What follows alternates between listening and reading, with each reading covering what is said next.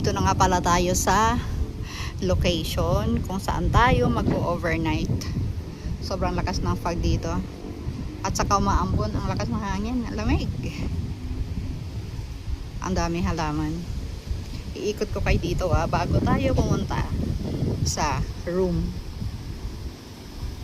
Tingnan nyo naman kung gaano kalakas ang hangin. Dito lang nakapark yung sasakyan natin. Mayroong swimming pool banda doon. Pababa dyan. Kaya lang, paano tayo maliligo kung ganito naman yung paligid? Nasa gitna tayo ng bundok. Location natin, nandito tayo malapit sa kilometer 90 sa may boundary ng Infanta, Quezon. Bababa tayo dito dahil nandun ang ating room. Isa pang baba. Naku, napaka bangin na pala doon. Nakakatakot pala. Pero ang daming halaman, no?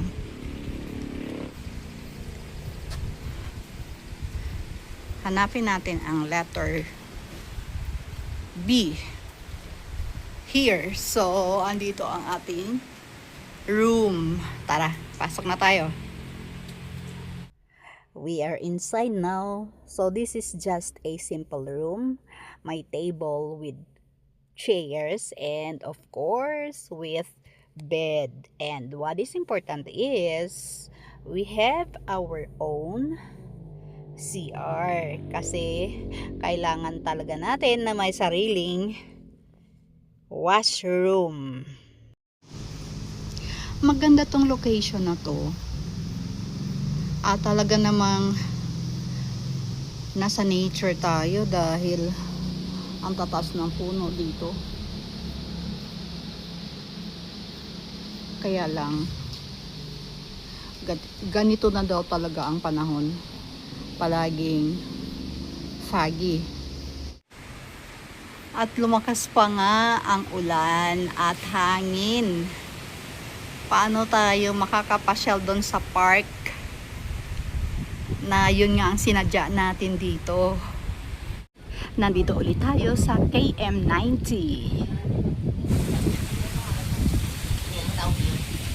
So akyat na tayo ngayon. At nandito na tayo sa Little Baguio. Akalain nyo nga naman mayroon siyang layon dito.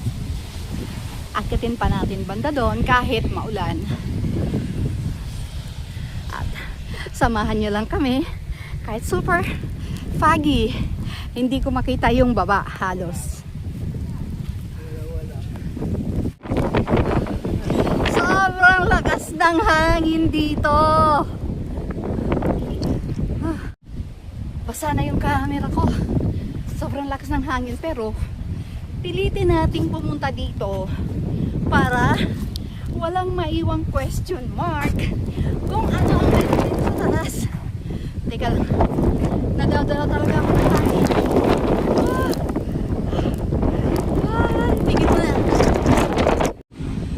Kaya guys, samahan nyo akong umakyat dito para makapamasyal din kayo kasama ko. Inihingal ako kasi mataas to at malakas ang ulan, malakas pa ang hangin. Grabe, hindi ko na maabot yung dun sa taas dahil malakas talaga ang hangin. Tignan na lang natin dito sa paligid para maipakita ko sa inyo.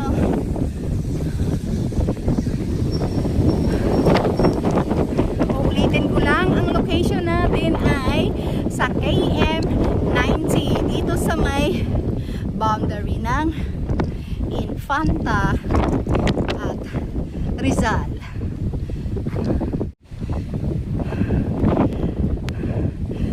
Sa ngayon, pakinggan nyo na lang muna ang mga hininga ko.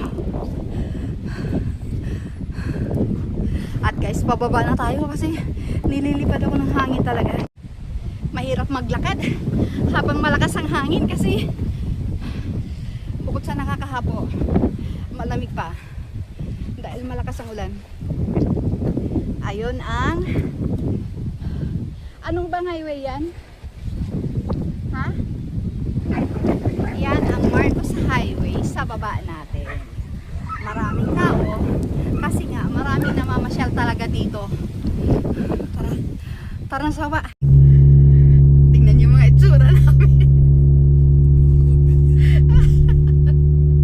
Kasi nga galing tayo doon sa taas, ang sobrang lakas ng ng ulan kaya tayo nakaganto. Next stop natin is Cielo Alto. Nandito na tayo para mag dine in. Tara, pasok tayo. Kunting lakad lang papasok, nandito na tayo sa lobby ng dining area. At habang hinihintay natin ang order, nag-ikot-ikot muna tayo at ito ang tanawin mula sa veranda ng dining area. Dito sana ako magbubook kahapon, kaya lang punong-puno sila at walang available na room. Some other time, babalik tayo dito at kailangan makapag-book in advance para matry natin itong napakagandang view. At ito na nga ang mga orders natin, kaya tara, kainan muna tayo. May mga pasalubong shops nga pala sa labas. Bili tayo ng souvenir dito sa Cielo Alto. Ayan, bili ng t-shirt. Dito tayo bumili. Hi! Salamat! At dumaan nga tayo dito sa Regina Rica since along the way bigla nating nakita to. At pumasok nga tayo dito sa Regina Rica. Ano pala to? Pilgrimage. First time lang kasi natin nakapasok dito kaya hindi natin alam. Madaming tao. Punta tayo dito sa may parang wishing well.